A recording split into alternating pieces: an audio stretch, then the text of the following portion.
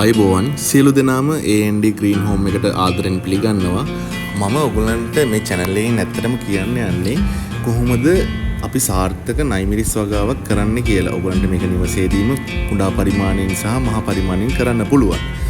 ඒකට මුලින්ම අපට 16 බකට් තමයි අපිට මේකට ගොඩක් හොඳයි කියලා කියන්න පුළුවන්. මොකද වැඩි පළදාවක් ගන්න පුළුවන් 16 බකට් එකේ අපිට පැල ඉඳගත්තට පස්සේ අපි මේ නයිමිරිස් වගාවට පස හදාගන්නේ කොහොමද කියලා මම ඔයගොල්ලන්ට කියන්නම්.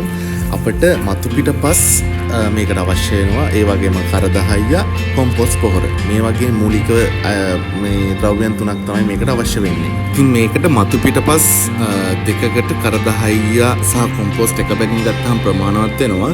මේ මං හදාගෙන තියෙන විදිහට ඔයගොල්ලන්ට බකට් එක මතු පිට පස් කරදහයිය සහ කොම්පෝස්ට් පොහොර කාලවම් කරලා මේ විදිහට බකට් හදාගන්න පුළුවන්.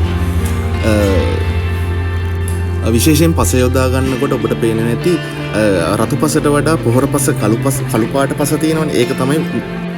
ඒක තමයි හොඳම පස. මේ ඔයගොල්ලන්ට දැන් පේන විදිහට මේ නයිමිරිස් පැල ඔයගොල්ලන්ට ඕන තරම් දැන් shop තියනවා ගන්න. Facebook එකේ YouTube එකේ search කරලා බලන්න. එතකොට නයිමිරිස් ගන්න කොහොමද කියලා බලා ගන්න පුළුවන්. හරි, මම දැන් ඔයගොල්ලන්ට කියන්නම් කොහොමද නිවැරදිව අපි නයිමිරිස් පැලයක් ඉඳ ගන්න කියලා. මේ මම ඔයගොල්ලන්ට වීඩියෝ එකේ පේන විදිහට ඇඟිලි දෙකෙන් හරි මැද අපේ පැලේ තියෙන මුල් ප්‍රමාණයට සරලන විදිහට වලක් හරගෙන ඒ ඇඟිලි දෙකෙන් තමයි වල හර ගන්න ඕනේ. ඒකට පැලේ තියලා ගොපි ගොඩක් තද කරගන්න හොඳ නැහැ. සාමාන්‍ය ප්‍රමාණයෙන් තද කරගෙන පැලේ ඉඳ ගන්න ඕනේ.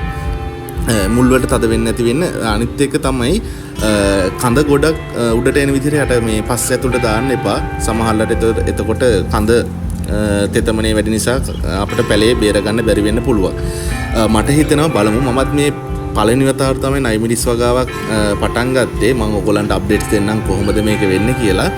මේක දැනට පටන්ගෙන මම ඊළඟට කොහොමද පොහොර යොදන්නේ, එතකොට මේකට වතුර යොදන්නේ කොහොමද, ඊට පස්සේ කරදහය හදන්නේ කොහොමද, මේ වගේ මූලික කාරණා ටික මම ඔයගොල්ලන්ට කියලා දෙන්නම්. ඉතින් මාත් එක්ක ඔයගොල්ලෝ දිගටම රැඳිලා ඉන්න, මගේ අප්ඩේට්ස් ගන්න. ඔයගොල්ලන්ටත් මම හිතනවා මේක සාර්ථකව කරගන්න පුළුවන් වෙයි කියලා. අපේ ගෙදර පරිභෝජනයේට ඒ වගේම අනිවාර්යෙන් ආදායම් මාර්ගයක් කරගන්න පුළුවන් වෙයි කියලා මට හිතෙනවා. ඉතින් අපි බලමු කොහොමද මේක වෙන්නේ කියලා. ඕගොල්ලොත් අදම පටන් ගන්න. මම ඔයගොල්ලන්ට අප්ඩේට්ස් දෙන්නම් මේක වෙන්නේ කොහොමද කියලා. ඉතින් දිගටම මාත් එක්ක රැඳී සිටින්න ඔයගොල්ලන්ට ස්තුතියි.